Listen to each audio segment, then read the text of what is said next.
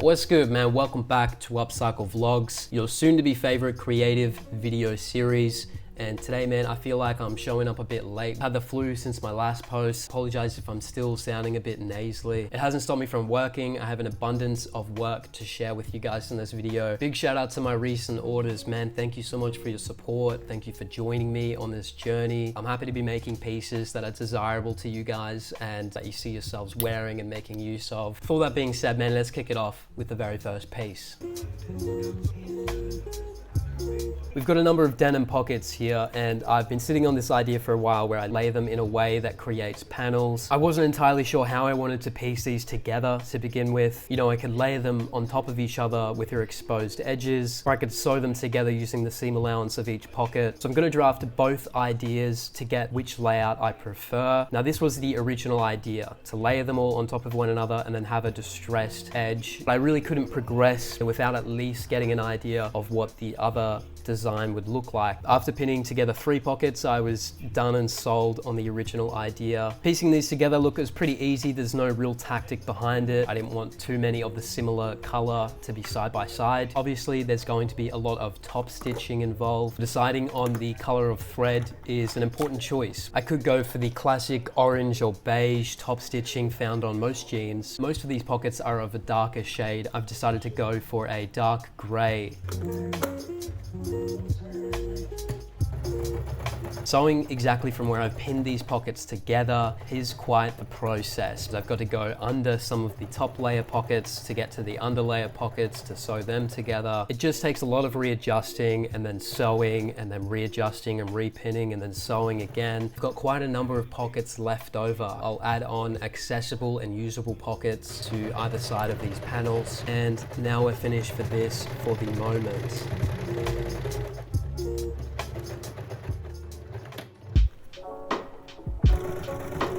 Starting out as a pair of overalls, man, so much material to work with, just what the doctor ordered. Here's what they look like on. For what that's worth, pretty hit or miss. I'm not an overalls guy. A lot of pockets to use here, both big and small. I don't know how old these are, but I did not need to use a seam ripper. I could just rip these apart with my bare hands. There's also important features that I want to leave intact here so I can use them in my design, mainly just the top half of the overalls, straps that go over the top, as well as the back pockets. Now I can start to cut out the material I will need to make up the full panels. A little top stitching to be done here. I've decided to go for the classic orange thread, matches the thread that's already used in the design so far. I want it to be as consistent as possible. I've sewn the main panels in first before I trim down. I haven't actually decided on a lining for either of these bags. It's time to go to Australia's biggest adult entertainment store, Spotlight.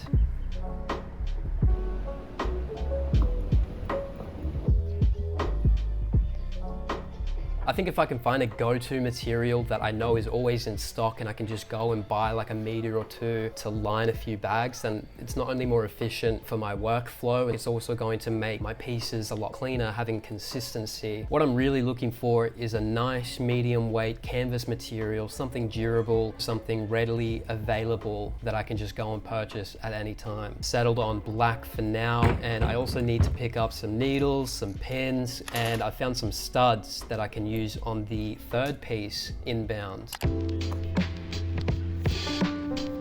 This one's made using all excess material left over from the second piece, more focused on creating a unique design and pattern. Next, we can use these metal studs. Come in a variety of different colors. I'll be using solely silver. I also have 3 different sizes. I'll be using a medium and a small. I need to pierce a hole through the material before I can hammer in the stud. Quite the time-consuming process, all the more worthwhile once you see this finished.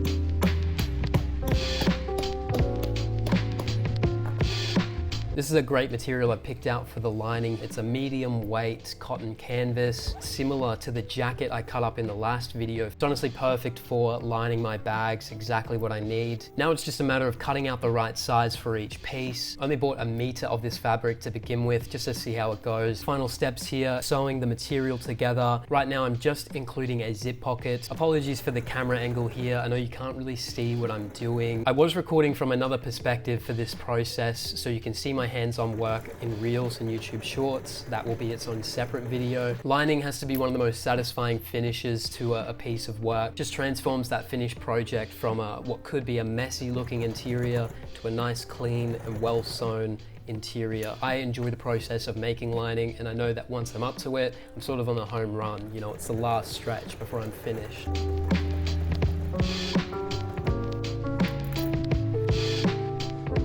Now we're on that final stretch, man. We've got 3 unique pieces. We've got the lining done up for all of them. Branding tag in, straps made, everything. All that's left to do now is to piece these together. While I'm getting this done, I do want to bring some attention to some of the comments I've been getting recently. A lot of you guys leave comments about the pricing of the items I'm making. Sort of only charged based on the materials I've used. I haven't really been accommodating to the time that I'm putting in. I think that's something that I need to start doing in order to be successful in this area of work. So I'm sort of thankful to have received these comments in the sense that it's sort of validating to know that I can be charging more for these pieces. This is a learning curve as well as understanding the value of your own time as a creative, and that's something I'm going to accommodate more in my pricing moving forward. You know, this is something that I do want to build longevity in. It's my time, it's my effort, it's the videos I'm filming, it's the editing. Right now I'm still happy to be putting in far more time than anything I'm receiving back. From a professional standpoint, it's just something that I have to do, and I think if I do it now, then it sets me up for more success in the future. I also removed the art prints from my website. Instead of selling these prints, I'm just going to include them in anybody's order until they run out. I think I've got like 15 left. Prints for now, it's definitely something I want to revisit. I think I need to hone and sharpen my skill when it comes to painting. For now, the art prints are gone. Anybody who orders, the next 15 orders, they get free art prints.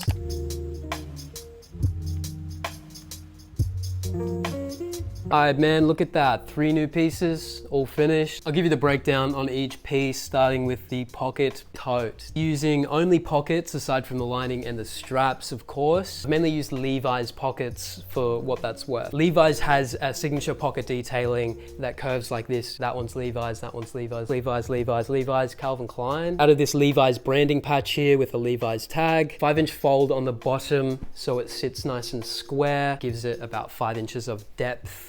In pocket tote, there's that one. The overalls tote bag. Front of the tote is pretty much the chest piece from the overalls, featuring several little pockets, 2 bigger ones for your tools, a couple of smaller ones for your candy, 2 belt loops here, which would have been around the waist. And on the back, we've got the back of the overalls, the 2 big pockets with the hammer hook installed there as well. So we've made use of pretty much all features. Oh, my favorite part, the shoulder straps, completely adjustable. You don't really need to keep them clipped in. It's not necessary to undo them to access the bag. I mean, on the inside, it's the same zip, branding. If it doesn't look like overalls straight away, then it does make for a pretty sick tote bag if you're unknowing to what actually went into this or where it came from. And this took most of the material, but I did have just enough material left over to make a 3rd piece. This one is on the smaller side. I thought it like a casual tote bag that you wouldn't wear every day, but something that you might wear to an event. While it is on the smaller side to the other totes, sometimes a smaller tote